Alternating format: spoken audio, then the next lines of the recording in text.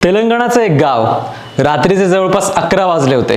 बाहेर शांतता होती, पण त्या शांततेआड एक भयानक हत्याकांड आकार घेत होतं. एका घरात आई आपल्या 2 लहान मुलांसोबत गाढ झोपलेली होती. दुसऱ्या घरात 17 वर्षांची मुलगी, तिची आई आणि आजी निश्चिंत झोपल्या होत्या.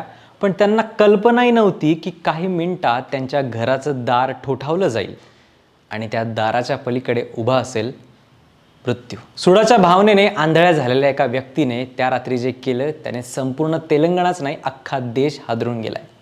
एका रात्रीत 6 हत्या. धक्कादायक गोष्ट म्हणजे त्यामध्ये त्याची स्वतःची पत्नी आणि 2 मुलांचा सुद्धा समावेश होता. या व्यक्तीवर आधीच पॉक्सो अंतर्गत गुन्हा दाखल होता, पण त्याच्या मनात सुडाची आग इतकी जास्त भडकली होती की त्यातून त्याने 6 जणांचा जीव घेतला. अत्यंत धक्कादायक असा हा सगळा प्रकार आहे. नेमकं काय घडलं, आरोपीने कोणत्या रागातून हत्या केल्या, त्याने स्वतःचंच कुटुंब का संपवलं आणि या सगळ्यामागे पॉक्सो कायद्याखाली दाखल झालेल्या एका गुन्ह्याचा काय संबंध होता, सगळं सांगतो. त्यासाठी हा व्हिडिओ शेवटपर्यंत नक्की पहा. नमस्कार, मी संकल्प पाटील आणि तुम्ही बघताय लगाव बत्ती. मागच्या काही आठवड्यांपासून आपण राजस्थानचं 13 वर्षांच्या मुलीचं अत्याचार प्रकरण ऐकलं, सिया गोयल प्रकरण ऐकलं, मुंबई लोकल मर्डर प्रकरण ऐकलं आणि आता त्यात भर पडली आहे तेलंगणाच्या या मर्डर केसची.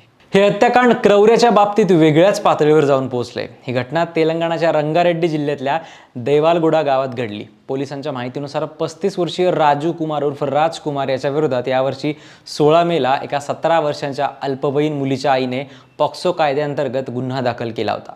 आरोप असा होता की राजकुमारने त्या मुलीचा पाठलाग केला, तिचं लैंगिक शोषण केलं आणि तिच्यावर अत्याचार केला. या तक्रारीनंतर पोलिसांनी त्याचा शोध सुरू केला. काही दिवस तो पोलिसांना गुंगारा देत राहिला. शेवटी 26 मेला त्याला अटक करण्यात आली आणि न्यायालयीन कोठडीत त्याला पाठवण्यात आलं. पण पुढे तो जामिनावर सुटला. महत्त्वाचा प्रश्न तोच आहे की पॉक्सो लागलेला असूनही हा व्यक्ती बाहेर आलाच कसा? सध्या या केसचा सखोल तपास सुरू आहे, पण सांगण्यात येते की तेव्हा त्याने जामिनासाठी अर्ज केला आणि काही दिवसानंतर त्याची जामिनावर सुटका झाली, कारण त्याने वैयक्तिक हमीपत्र सादर केलं होतं. मात्र यात कितपत सत्य आहे आणि यामध्ये अजून कुणाचा हात आहे याबाबत येत्या काळात पोलीस तपासात कळेल. पोलिसांच्या प्राथमिक तपासानुसार याच प्रकरणाचा राग त्याच्या मनात होता. त्याला वाटत होतं की त्या मुलीच्या कुटुंबामुळेच त्याला तुरुंगात जावं लागलं आणि त्याच सुडाच्या भावनेतून त्याने हा रक्तरंजित कट रचला होता. जामिनावर बाहेर आल्यानंतर तो सूड घेण्याच्या तयारीतच होता. ज्या दिवशी घटना घडली त्या दिवशी उशिरा रात्री एक शस्त्र घेऊन आरोपी त्या मुलीच्या घरी पोहोचला. रात्री सुमारे 11:15च्या आसपास त्याने घराचं दार वाजवलं. दार उघडताच मुलीची आई लक्ष्मी समोर आली आणि आरोपीने कोणताही विचार न करता तिच्यावर चाकूने वार केले. काही क्षणातच तिचा मृत्यू झाला. घरात झोपलेल्या 65 वर्षीय आजी रुक्कम्माला सुद्धा त्याने सोडलं नाही. तिच्यावरही जीवघेणे वार करत तिची सुद्धा हत्या केली. या दोघींचा खून केल्यानंतर त्याचा मुख्य निशाणा होती ती 17 वर्षांची अल्पवयीन मुलगी. आरोपीने तिला जबरदस्तीने गाडीत बसवलं आणि गावाबाहेर असलेल्या एका तळ्याजवळ घेऊन गेला. तिथे तिच्यावर पुन्हा चाकूने अनेक वार करण्यात आले आणि वृत्तांनुसार त्याने पुन्हा तिच्यावर लैंगिक अत्याचार केलेत का याची सुद्धा शक्यता तपासली जाते. शेवटी मुलीचा मृत्यू झाल्यानंतर तिची बॉडी तळ्याशेजारी टाकून आरोपी तिथून निघून गेला.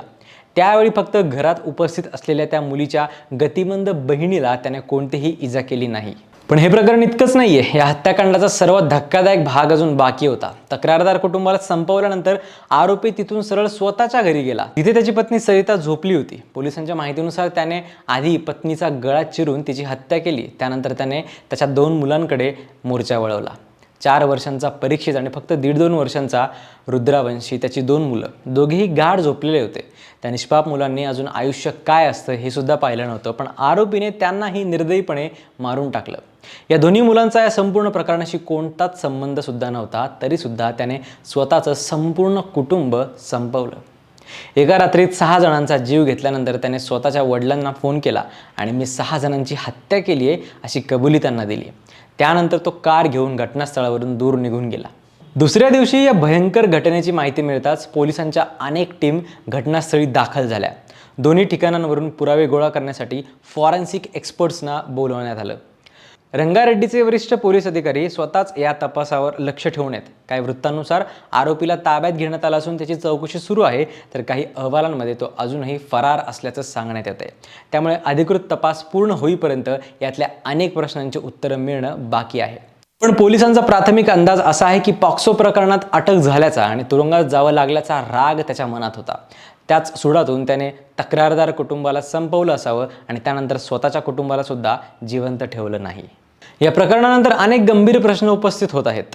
पॉक्सोसारख्या गंभीर गुन्ह्यात अटक झालेल्या आरोपीला जामीन मिळाल्यानंतर पीडित कुटुंबाच्या सुरक्षेची जबाबदारी कोणाची? अशा सेन्सिटिव्ह प्रकरणांमध्ये तक्रारदार आणि साक्षीदारांना पुरेसं संरक्षण दिलं जातं का? जामिनावर बाहेर आलेल्या गंभीर आरोपींवर पोलिसांकडून जास्त प्रभावी देखरेख ठेवली जाण्याची गरज आहे का? कारण अनेकदा आरोपी तुरुंगातून बाहेर आल्यानंतर पीडित कुटुंबावर दबाव आणण्याचा किंवा सूड उगवण्याचा प्रयत्न करतात. या घटनेने पुन्हा एकदा या सगळ्या व्यवस्थेवर प्रश्नचिन्ह निर्माण केलंय. एका व्यक्तीच्या सूडाच्या भावनेने 6 निष्पाप जीव घेतले. एका 17 वर्षाच्या मुलीचं आयुष्य संपलं, तिचं संपूर्ण कुटुंब उद्ध्वस्त झालं आणि दुसरीकडे आरोपीच्या स्वतःच्या घरात सुद्धा 2 निष्पाप मुलांसह पत्नीचा अंत झाला. ही घटना फक्त एका गावात घडलेलं हत्याकांड नाहीये, तर समाज, न्यायव्यवस्था आणि सुरक्षा व्यवस्थेसमोर उभा राहिलेला एक मोठा प्रश्न आहे. या प्रकरणावर तुमचं मत काय आहे? पॉक्सोसारखा गुन्हा दाखल असताना जामीन मिळणं ही सर्वात मोठी चूक म्हणायची का? कमेंट्समध्ये नक्की सांगा आणि अशाच अपडेट्ससाठी सबस्क्राईब करायला गावबत्ती.